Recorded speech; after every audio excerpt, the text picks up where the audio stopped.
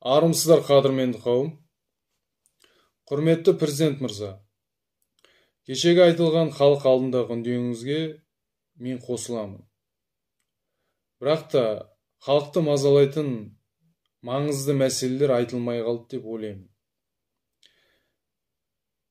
Ол біріншіден, өткен биліктің халық қазынасынан ұрлаған ақшаларды қайтару және заңсыз түрде иемденген халықтың дүниесін, меншігін және сыртқа офшорларға шығарылған байлықтарын бәрін халық мүддесіне қайтару.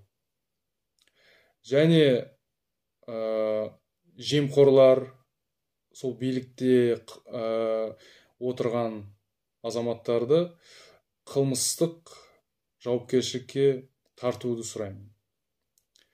Екіншіден, кезінде жеке меншікке сатылып кеткен мемлекеттік зауыттар, фабрикалар, компаниялар,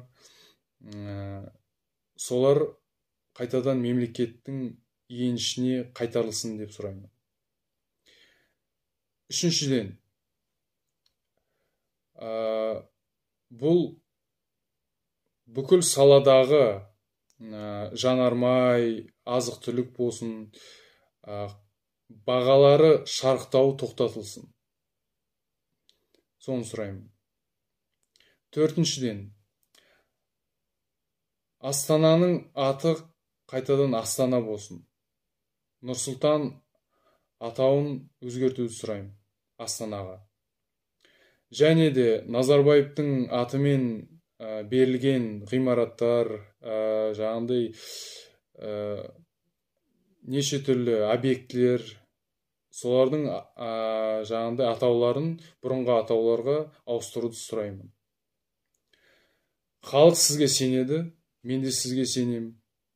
Жаңағындай осы жаңадан бастап келе жатқан реформаларыңыз толықтай қағаз жүзінде ғана емес, іс жүзінде жүзеге асады деп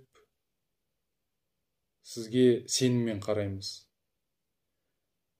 Сондықтан сізге осы жаңадан бастаған қадамыңызға шын жүректен сәттілік тілейміз.